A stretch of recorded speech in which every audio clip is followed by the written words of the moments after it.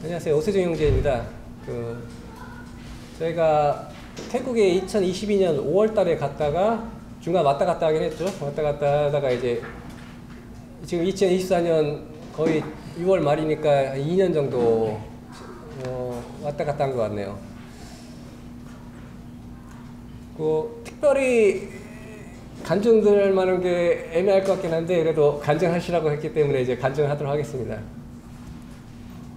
제가 태국에 처음에 가게 된 거는 제 와이프인 녹이 장사를 하다가 좀 우울 증상이 너무 강해서 고향에 좀 돌아간다고 이제 잠깐 있다가 하면서 왔다 갔다 한다고 해서 가게 된 건데, 이제 처음에 태국으로 이제 가서 아무것도 준비 없이 갔기 때문에 이제 원두막에서 생활했습니다. 처음에는 아무것도 없어서 집도 없고 땅은 있었거든요. 땅은 한 3,000평 정도가 그 땅이 있어요. 지금 신읍내에 있는 땅이.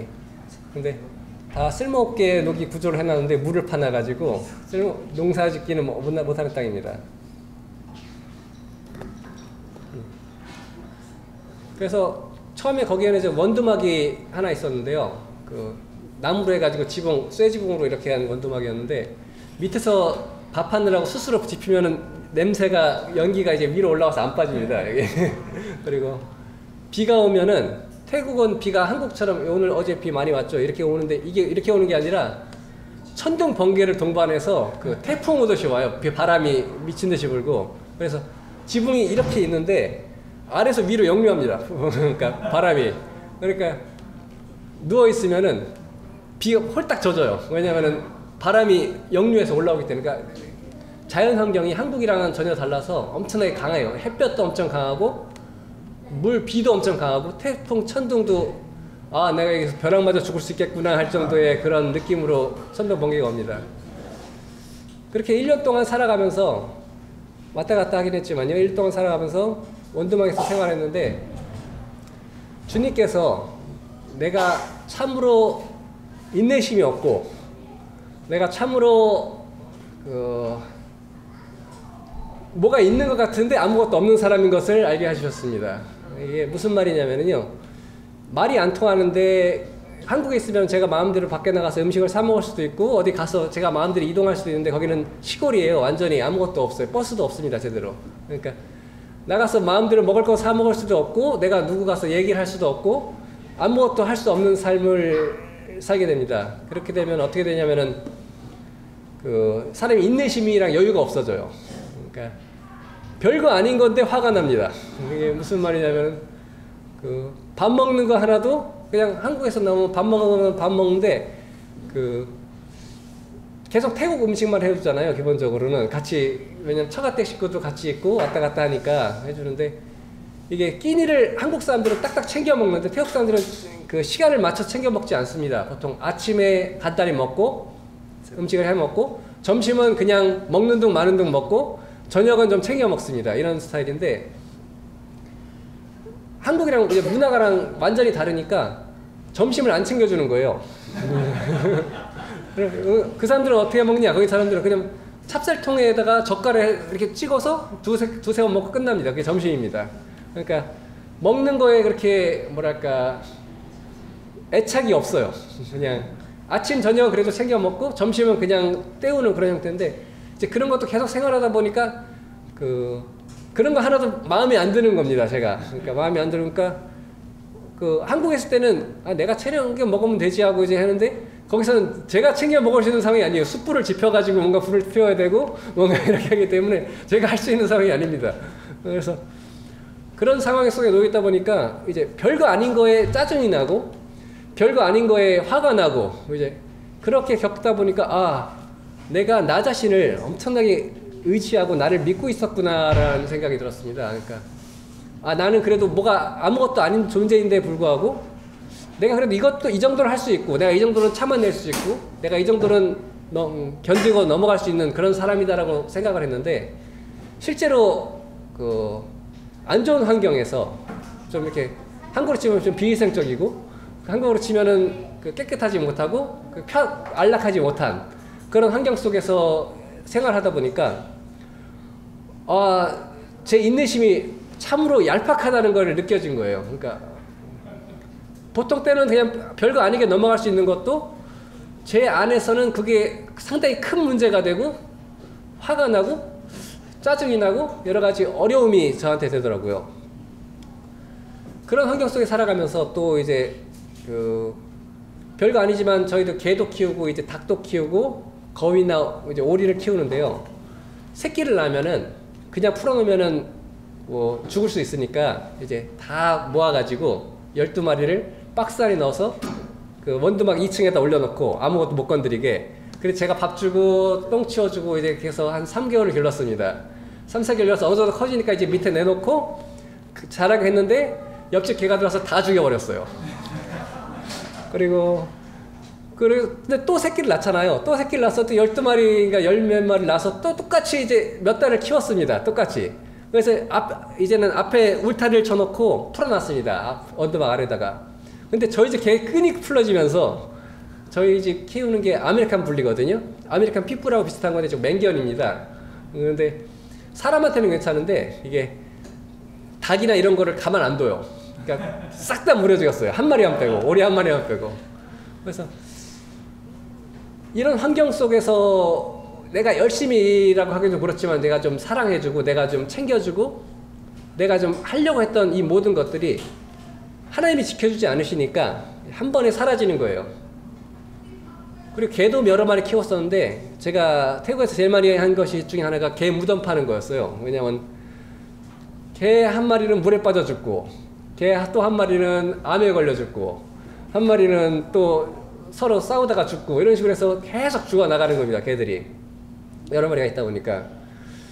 그러니까 이런 개 죽음을 보고 또 이제 거위랑 오리 내가 좀 챙겨주려고 했던 걔네 죽음을 보면서 이 모든 것들이 내 삶이 내가 노력해서 내가 열심히 해서 되는 것이 아니라 하나님께서 허락하지 않으시면은 아무것도 될 수 없구나. 이제 그런 걸 또 느끼게 됐습니다. 1년 동안을 이제 원두막을 생활하다가 그 기간 동안 조금만 더 버티면 이제 처제집이 지어져요. 처제집이 2층 집이 옆에서 짓고 있는데 6개월만 더 버티자 해놓고 이제 컨테이너로 옮겼습니다. 그 컨테이너를 한 2개 사가지고 새 컨테이너예요. 컨테이너에서 그걸 옮겼는데 원두막보다는 확실히 좋았습니다. 왜냐하면 낮에는 거의 못 들어가 있는데 밤에는 문 닫으면 비가 안 들이치니까 우선 그리고 비 안 들이치고 뭐가 못 들어오는 거예요. 그러니까 그걸 컨테이너 생활도 이게 처음부터 컨테이너 들어갔으면 안 좋구나 했는데 원두막에서 컨테이너 들어가니까 이제 좋아진 거잖아요. 그러니까 이 생활도 괜찮구나라고 했는데 이제 밖에서 샤워하려면 그 천막을 쳐놓고 그 안에 샤워하는데 바람이랑 태풍 불면 또 천막이 다 날아가요. 그래가지고 다시 천막 치고 이제 그렇게 6개월간 생활하면서 안 되겠다. 우리도 집이 있어야겠다. 그래가지고 그 옆에 조그맣게 원두막을 부수고 있던 자리에 집을 짓기 시작했습니다. 근데 집을 지었는데 이제 녹이 아는 친구, 대학 동기가 집을 짓는 사람이 있다고 해서 데려와서 지었어요. 처음에는 싸게 할 수 있다. 그래서 했는데 하다가 공사가 멈추는 겁니다. 돈이 부족해서. 그래서 결국은 싸우고 직접 짓기 시작했어요. 재료를 갖다가. 그러니까 사람만, 인부만 쓰고, 우리가 원래 쓰던 사람이 있으니까 인부만 고용해서 집을 직접 지었습니다. 그러니까 집을 짓다 보니까 이렇게 집을 짓는구나라고 알게 됐는데 거기서도 이제 또 뭐 한국도 그렇잖아요. 인테리어 하면은 사기꾼들이 많고 하다가 도망가는 사람 많은 것처럼 저희도 하다 보니까 기계를 가지고 도망가는 사람도 있고 돈 받고 안 들어오는 사람도 있고 다양한 사람이 있었습니다. 어쨌든 처제집이 이제 완성되고 난 다음에는 처제집으로 들어갔습니다. 처제집에 들어가서 이제 6개월 동안 생활했는데 그 중간에는 이제 어머니 고모도 와서 한 2개월 반 정도 생활하셨죠. 태국에서의 삶은 아까 말했듯이 저 자신에 대해서 이제 돌아보게 하는 그 삶이었습니다. 한국에서 만약에 있었으면은 느낄 수 없는 거를 또 느꼈습니다. 왜냐면은 아까 말했듯이 제가 할 수 없다는 것만 계속 느껴지게 합니다. 하나님께서. 그러니까 제가 열심히 노력해도 싹 다 그거를 가져가시는 하나님께서 옆집 개를 통해서든 우리 집 개를 통해서든 다 가져가시고 키우는 개도 사랑해서 잘 키워줘도 병에 걸려 죽거나 어느 순식간에 물에 빠져 죽거나 그 서로 싸우다가 새끼들 아주 강아지들은 새끼들은 싸우다가 죽고 병 걸려 죽고 이제 그러더라고요. 이제 그런 걸 보면서 아 내가 나를 의지하는 삶을 살았구나 라는 걸 확실히 느꼈습니다. 하나님을 의지한다는 것은 이제 나를 의지하지 않는 것이고 나를 의지한다는 건 하나님을 의지하지 않는다는 뜻으로 저는 이제 생각했는데요. 나를 의지하는 삶을 사니까 내가 이것도 할 수 있고 내가 이것도 할 수 있고 해서 일을 했는데 그 결과는 아무것도 너는 할 수 없다는 결론으로 저에게 하나님이 보이셨습니다. 그 뒤에는 제가 이제 어떻게 바뀌었냐면요. 뭐 오리나 거위를 키워도 이것이 내 것이 아니다라고 생각하기 때문에 가져가셔도 이제 거기서부터는 이제 화가 나거나 짜증이 나거나는 게 없어졌습니다. 그러니까 이제 와이프는 아직도 짜증내요. 얼마 전에도 그 닭이 또 12마리 정을 낳았는데 저희 집 개가 또 풀어서 다 12마리를 죽였습니다. 얼마 전에 바로. 그러니까 엄청나게 짜증을 내는 거예요. 왜냐면 자기가 키우고 이게 그 일반 닭이 아니라 좀 이렇게 애완 조경용 그러니까 좀 보여줄 수 있는 예쁜 닭입니다. 그러니까 조그맣고 예쁜 닭인데 얻어왔던 걸 거기에 싹 죽으니까 짜증내는데 저는 이제 아 짜증내지 마 하나님께서 다 데려가신 거야. 왜냐면 나를 의지하지 않는 삶을 그 생각하다 보니까 하나님께서 주신 거는 하나님께서 가져갈 수 있더라고요. 뭐 욥기 예를 떠나더라도 저에게 그렇게 보여주시더라고요. 그 생활을 통해서 그 야곱을 제가 좋아하는 인물 중에 하나인데 야곱이 자기 능력이 좋잖아요. 능력이 좋으니까 다른 사람을 속여가지고 장자의 권리도 뺏었고 다른 사람 라반을 속여서 그 양하고 그것도 많이 차지했고 에서한테 갈 때도 그냥 가는 게 아니고 머리를 많이 써서 그 부인을 먼저 앞세우고 그 뒤에 자기 아끼는 부인을 하고 자기는 제일 뒤에서 가는 정도로 이제 머리를 잘 쓰는 사람이었는데 이 야곱이 하나님을 사자를 만나서 환도뼈가 부러지게 되는 사건을 통해 절름발이가 됐잖아요. 이 절름발이가 된 게 사람으로서는 엄청나게 안 좋은 일인데 더 이상 야곱은 자기 자신을 의지할 수 없는 삶을 살게 된 겁니다. 이제 하나님을 의지하는 지팡이를 의지하는 그 삶을 살게 됐을 때 하나님께서 역사하시잖아요. 저 역시 뭐 별거 아닌 능력이지만 제 지혜를 의지했었고 저의 능력을 의지했었고 내가 뭔가를 할 수 있다고 계속 생각하는 삶을 살았었는데 한국에서는 실제로 그렇게 살았어요. 별 문제가 없었습니다. 그렇게 살았어도. 근데 태국에서 아무것도 없는 그 상황에서 살으니까 나 자신도 더 알게 되고 아 나는 이거밖에 안 되는 사람이었구나. 나도 인내심이 많은 줄 알았는데 이런 거 하나로 짜증내고 너한테 화내고 짜증내니까 밥도 안 먹고 시위합니다. 하지만 아무도 안 알아줘요. 저만 배가 고픈 거지. 그러니까 뭔 음식이 이래하고 굶으면은 배가 안 고픈가 보다 치우는 겁니다. 그러니까 그런 거 보면서 나 자신이 참으로 별거 아닌 존재인데 불구하고 내가 뭔가 된 것처럼 자꾸 생각하니까 난 인내심이 있는 사람이었어. 나는 그래도 괜찮은 사람이야. 남에 비해서 선행도 좀 베풀 수 있고 착한 일도 할 수 있고 이제 뭔가 할 수 있는 사람이야라고 했는데 태국의 생활에서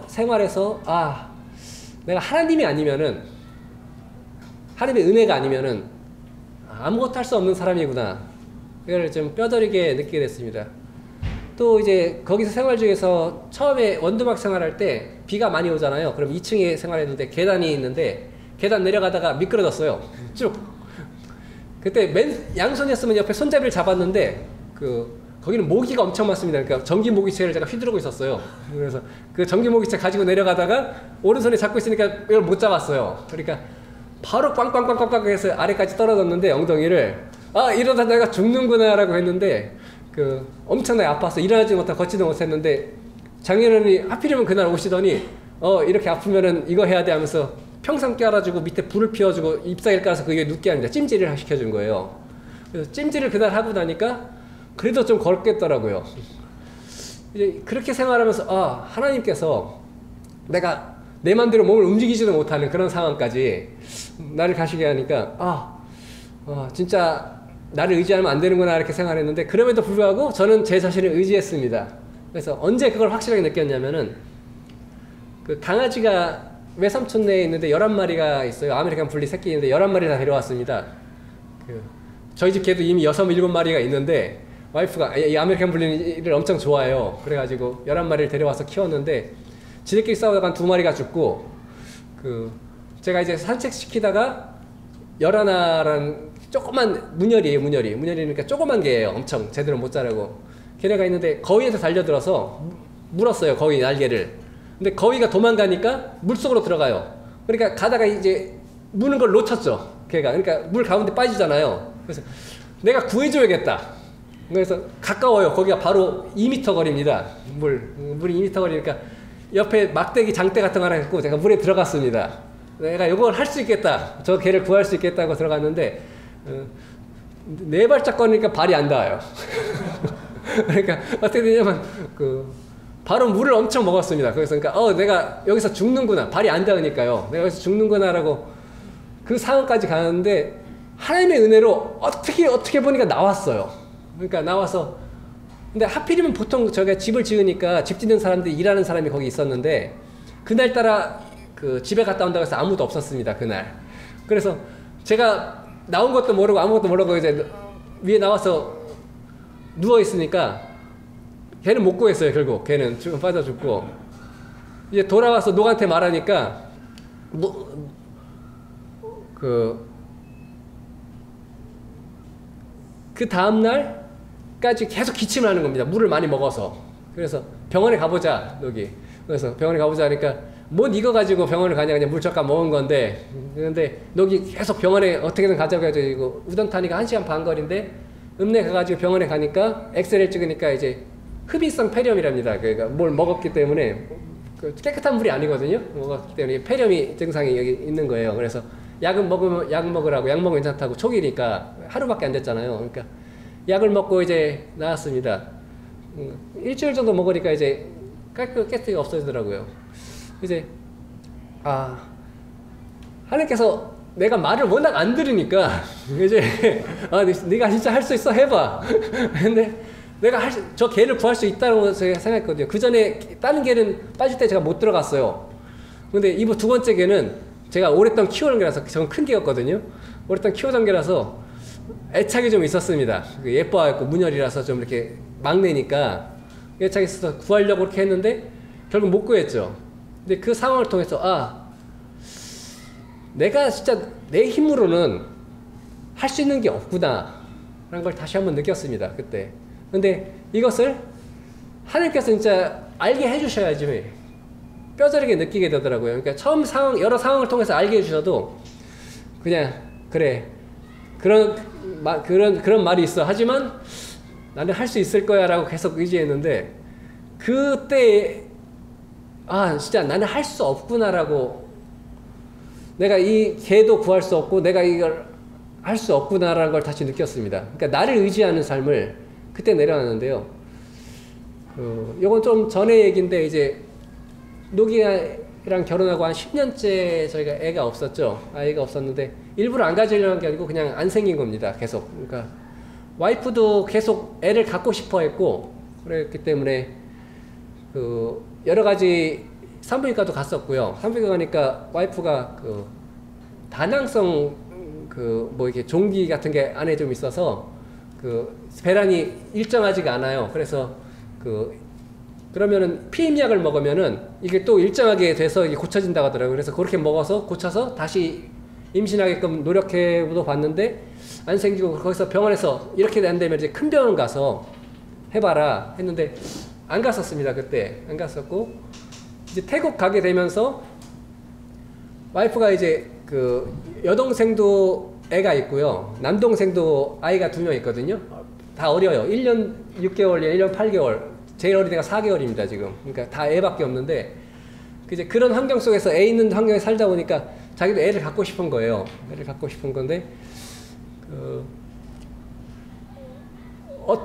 애를 가질 수 있는 방법 중 하나가 이제 여러 사람한테 물어봤겠어요. 그러니까 이제 시험관으로 하면은 애를 가질 수 있다. 이제 그런 얘기를 들었나 봐요. 그래서 저보고 이제 한국 가면은 병원 가서 시험관을 좀 해보자. 그 얘기를 했었는데 제가 알겠다라고는 말을 했었는데 이제 그 물에 빠지고 난 다음에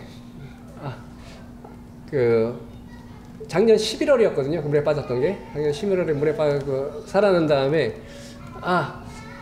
우리가 노력해봤자 하나님이 안 주시면은 안 주시는 거고 주시면 주시는 거기 때문에 그냥 시험관 포기하자. 시험관 포기하고 기도만 하자. 그리고 안 주시면은 하나님이 안 주시는 거고 주시면 주시는 거다. 이제 그렇게 살자라고 했는데 1월 달에 가니까 거기서 있다 보니까 녹이 입덧을 하는 거예요. 그러니까 그러니까 구역질하니까 이거 임신이다. 주변 사람이 그러는데 지금까지 임신 테스트를 제가 많이 했었거든요. 거짓말 하지 마라. 또 돈 낭비한다. 임신 테스트기 왜 사냐. 그랬었는데 이제 사서 검사하니까 두들이 나온 겁니다. 그래서 병원에 가니까 이제 오주라고 하더라고요. 오주라고 하고 그러니까 이것도 내가 열심히 노력하고 열심히 하려고 하니까 생기질 않았는데 내가 하나님 저는 못하는 사람입니다. 하나님 제가 할 수 없는 사람입니다라고 다 주님께 의지합니다 하니까 주님께서 그 길을 열어주시더라고요. 내가 나를 의지할 때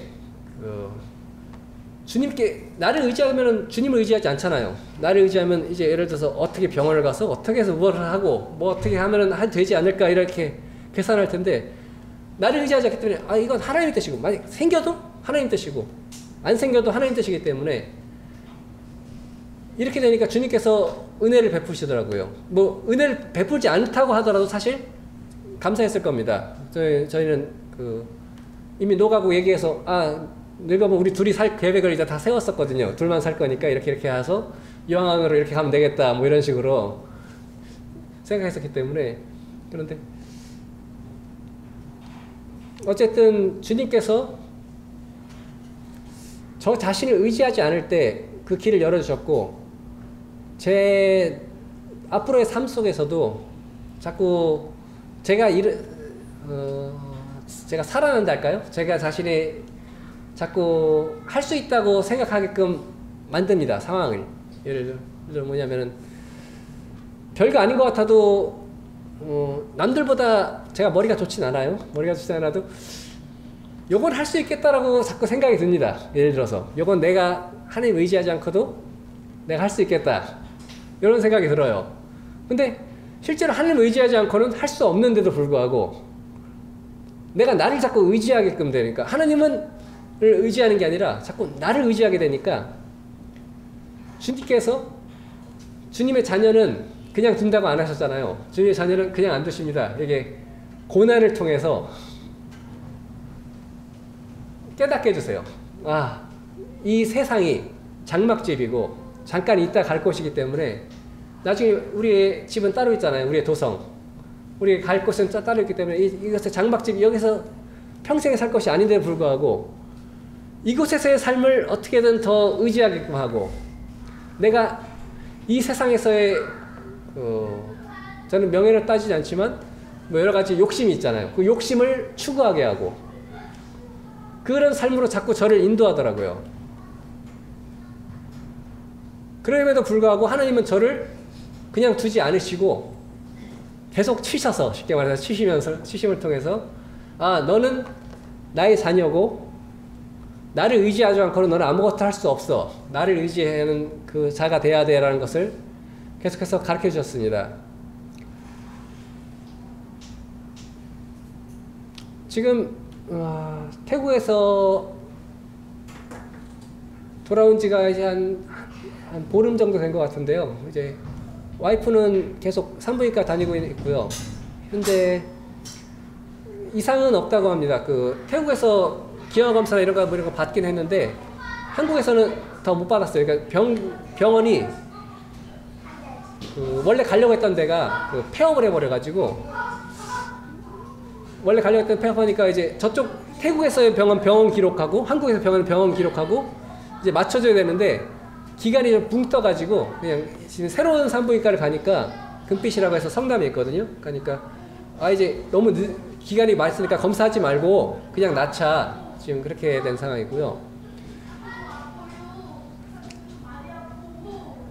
제가 솔직히 말해서 그 아이가 생길 거라고 생각하지 않았기 때문에 그 아버지가 된다는 그 생각을 한 적이 없었습니다. 사실 10년 넘게 살면서.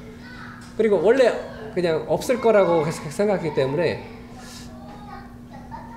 그런 생각을 한 적이 없는데, 이제 자녀가 생기다 보니까 아직은 잘 모르겠어요. 애가 태어나고 나서야지 뭐 느낄지 모르겠는데 아직 그냥 대면합니다. 애가 뱃속에 자라고 있구나, 발로 차고 있구나 라고만 느끼지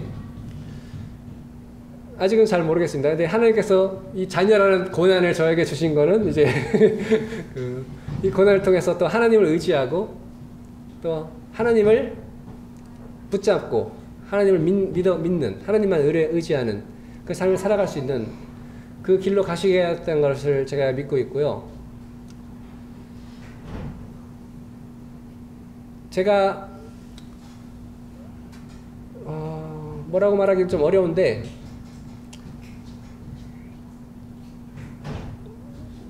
그 태국에서 삶의 그 어머니 고모하고도 이번에 가서 2개월 반 있으면서 어머니 고모도 느꼈었을 거예요.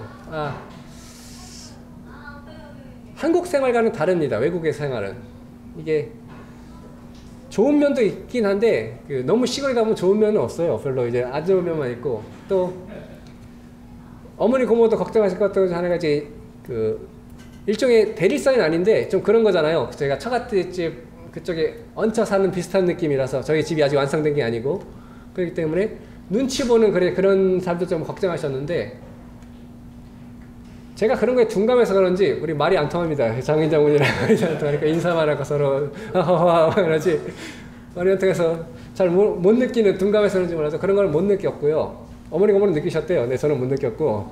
그리고 또 그런 걸 느낀다고 하더라도 사실 그게 중요한 건 아니잖아요.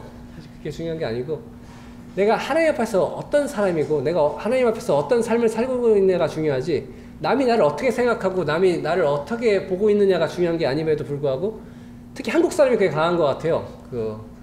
남의 눈치를 보고, 태국에서는 남의 눈치 보는 생활이 없습니다. 그러니까 옆집에서 뭐라고 말하든 신경을 안 써요. 뭐가 짖나 뭐 이런 식으로 해서 신경을 안 씁니다. 그러니까 남한테도 관심이 없고요. 남의 집 일에 관심이 없고 이제 그런 문화인데 한국은 아니잖아요. 한국은 저 사람은 좀 그래라고 생각할 수 있고 판단하고 자꾸 뭔가 이렇게 하려고 합니다. 그래서 그런 삶을 살아갈 때 자꾸 내가 남의 시선을 의식하고 내가 남의 눈을 자꾸 의식하다 보니까 아까 말했듯이 하나님을 의지하는 게 아니고 자꾸 사람을 의지하는 거예요. 나 자신을 의지하는 것도 마찬가지지만 사람을 의지하는 것도 같습니다. 옆에 있는 사람을 자꾸 눈치 보고 의지하고 하다 보니까 이게 하나님이 원하시는 그게 아니라, 하나님을 의지하는 삶이 아니라 사람을 자꾸 눈치 보고 의지하면 이게 또 다르더라고요. 어쨌든 뭐 앞으로 또 태국을 이제 왔다 갔다 하면서 아마 지낼 것 같긴 해서요. 여기 지금 한국어 학교를 열었는데 지금 짓는 건물이 집 건물이 아니에요. 처음부터 이제 뭔가 장사를 하자 해가지고 졌던 건데, 처음에는 카페나 음식점 뭐 이런 거 생각했었는데요. 한국 음식이 원래 유행하니까요. 지금 태국이나 딴 나라에서 그렇게 하려고 했었는데, 여기 생각해보니까 이제 내가 자격증이 있으니까 한국어 학과를 다녔거든요. 그래서 한국어 학교를 하면은 지금 한국에서 노동자들 많이 부르려고 합니다. 인구가 부족해서 그런지. 그래서 그쪽 시장이 자꾸 커져가지고 그거를 하려고 하는데요. 뭐 하나님께서 열어주시면 열린 거고 아니면은 안 되겠죠. 그거는 제가 판단하는 부분은 아니고요. 그래서 그걸 하고 싶어 하기 때문에 한국 학교를 등록을 해놨어요. 등록을 해놨고 허가도 거의 받았고요. 실제로 학생을 받아도 된답니다. 근데 서류 제출은 더 해야 되고요. 서류는 더 제출하고 뭐 학교 인증도 받아야 돼요. 책상이라든지 의자 같은 거랑 뭐 이제 학교처럼 책상이랑 그게 다 있어야 된답니다. 그래서 와가지고 검사받고 허가를 받는데 지금 상황에서도 이미 등록은 됐기 때문에 학생을 봐도 상관은 없다고 합니다. 뭐 지금 그럼에도 불구하고 저기가 그 집을 짓는 지 거의 1년이 됐는데 짓기 시작한 지요. 아직 완성이 안 됐습니다. 그러니까 완성이 안 되니까 중간에 그 공사하다가 멈춘 경우도 있고요. 그리고 이 사람들이 일하다가 불교 날이라면 또 집에 갑니다. 일 안 해요. 그리고 쌀이 수확할 때 되면 수확하러 가고요. 쌀 심을 때 되면 쌀 심으러 가요. 그러니까 내가 여기서 일해서 여기서 월급 받는다 이런 개념이 아니라 그래서 우선 내 일은 농사 일은 따로 있고 부업으로서 일을 한다 이런 개념입니다. 시골이라서 그런지 좀 그러더라고요. 그래서 공사가 고무줄처럼 쭉 늘어져 가지고 어머니 보면 저 사람들한테 맡기자고 다른 사람한테 맡기자고. 그런데 이 사람들한테 맡기는 이유가 이 사람들은 그래도 일을 꼼꼼하게 해요. 느려도. 근데 다른 사람들은 아까 말했듯이 하다가 도망가고 장비 가지고 도망가고 돈 받고 안 오고 막 이러니까 그냥 느려도 이 사람들한테 맡기는 겁니다. 그러니까 이거 하나님이 그래도 이 사람한테 맡기는 거지 라고 그렇게 맡기는 거고요.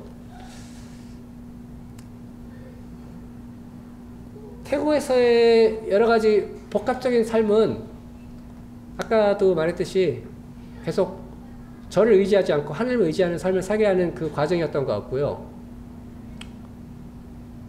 와이프하고도 그렇게 얘기를 했는데 와이프는 아직 하고 싶은 게 많습니다. 하고 싶은 게 많고 내가 해야 될 거라고 내가 할 수 있다고 생각하는 게 아직 많아요. 애 낳고는 또 얘기가 달라질 수 있겠지만 우선은 그거는 아직 많은 상황인데 근데 저는 많이 내려놨습니다. 지금 뭐 내려놓는다고 해서 뭐 어떻게 되는 건 아닌데 주님께서 내려놓게 하시더라고요. 상황을 통해서 내려놓게 하시더라고요. 그래서 그럼에도 불구하고 자꾸 제 자신이 살아나긴 해요. 왜냐면 제가 사람이다 보니까 그래도 이 정도는 할 수 있지 않을까라는 생각은 계속 드는데 그럼에도 불구하고 그 아까 제 목숨을 건드렸던 물에 빠지는 그 사건을 통해서 아니구나. 자꾸 내가 헛짓거리하면 또 주님께서 날 제정신 차리게 하시겠지라는 생각은 하셔도 됩니다.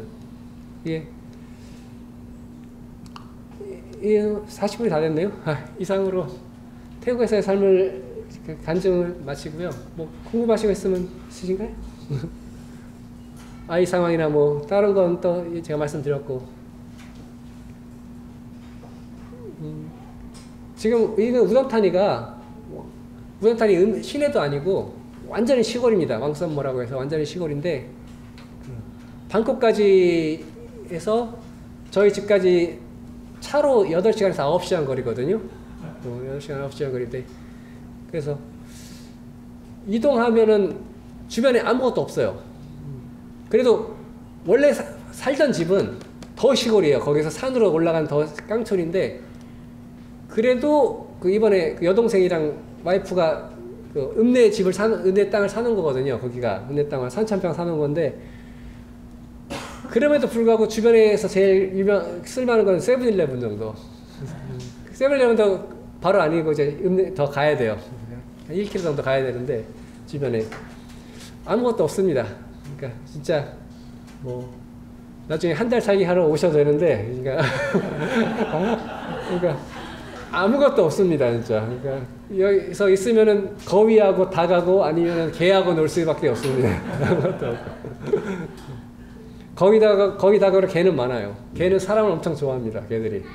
사람을 못 봐서 그런지.